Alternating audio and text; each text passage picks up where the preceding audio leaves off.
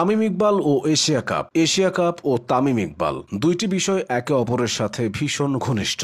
ভাঙা হাত নিয়ে ব্যাট করতে নামা কিংবা টানা 450-র পর 4 আঙুল তুলে আইকনিক সেলিব্রেশন। এশিয়া কাপে তামিম ইকবালের স্মরণীয় মুহূর্ত অনেকগুলো। এশিয়ান ক্রিকেটের শ্রেষ্ঠত্বের মহারণে তামিমকে এক একবার এক এক রূপে দেখা গেছে। কখনো তিনি ছিলেন সাহসী, কখনো ছিলেন প্রতিবাদী। এখন থেকে 7 বছর আগে 2018 এশিয়া কাপে নিজের শেষ ম্যাচ খেলেছিলেন তামিম। ম্যাচটা ছিল শ্রীলঙ্কার সাথে। তামিম নিজেও হয়তো কল্পনা করেননি এটাই হতে যাচ্ছে এশিয়া কাপে তার ক্যারিয়ারের শেষ ম্যাচ। তাই সেদিন তার উপর ভর করেছিল দুঃসাহসী কোনো আত্মা। তামিমের সেই বীরত্বে যাওয়ার আগে আরো পেছনে ফেরা যাক। 2007 সালে আন্তর্জাতিক ক্রিকেটে পা রাখা তামিম প্রথমবার দেশের হয়ে এশিয়া কাপে খেলার সুযোগ পান 2008 সালে। ওই আসরে বাংলাদেশের প্রাপ্তি বলতে শুধু ছিল সংযুক্ত আরব আমিরাতের বিপক্ষে একটা মাত্র জয়। তামিম তখন 18 বছরের অনভিজ্ঞ ও তরুণ এক ব্যাটসম্যান। আরব আমিরাতের বিপক্ষে জেতা ম্যাচে 40 রানের পর শ্রীলঙ্কার বিপক্ষে 28 ও ভারতের বিপক্ষে তিনি খেলেছিলেন 55 রানের একটা ইনিংস। সে আসরে মোটা দাগে এটাই ছিল তামিমের পারফরম্যান্স।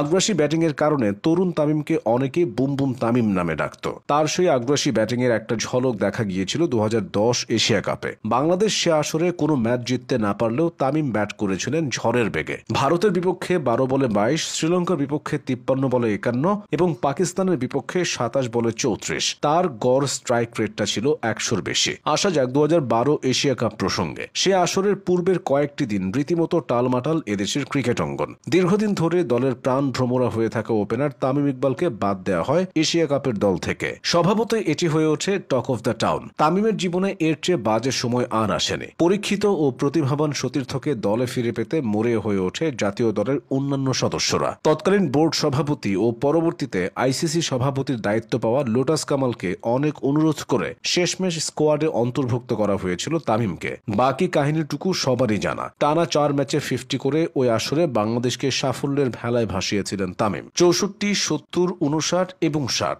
4 ম্যাচের 450-র পর 4 আঙুল উঁচিয়ে ঐতিহাসিক সেই সেলিব্রেশন করেছিলেন তিনি। এটাকে সেলিব্রেশন না বলে অনেকটা সমুচিত জবাবও বলা যায়। 2014 এশিয়া কাপে চোটের কারণে তামিমের খেলা হয়নি। 2016 সালের আসরটি হয়েছিল টি-20 সংস্করণে। সেবার তামিমের ব্যাটও তেমন কথা বলেনি। 2018 সালের এশিয়া কাপে তামিমকে ঘিরে ব্যাটিং বিভাগের মূল পরিকল্পনা সাজানো হয়েছিল। সে বছর তিনিও ছিলেন দারুণ ছন্দে। সে আসরে নিজেদের প্রথম ম্যাচে শ্রীলঙ্কার বিপক্ষে মাঠে নেমেছিল টাইগাররা। ম্যাচের শুরুতেই লিটন দাস ও সাকিব আল হাসানকে হারিয়ে ভীষণ চাপে পড়ে বাংলাদেশ। ম্যাচের দ্বিতীয় ওভারে সুরঙ্গা লাকমলের একটি ডেলিভারি হুক করতে গেলে বল এসে লাগে তামিমের বাঁ কবজিতে। তীব্র ব্যথায় তাকে সাথে সাথেই মাঠ ছাড়তে হয়। তখন বাংলাদেশের জয়ের আশাটাও অনেকটাই নিভে যায়। কিন্তু এক প্রান্তে লড়তে থাকেন মুশফিকুর রহিম। একে একে 9টি উইকেট পড়ে গেলে সবাইকে অবাক করে দিয়ে মুশফিককে সাপোর্ট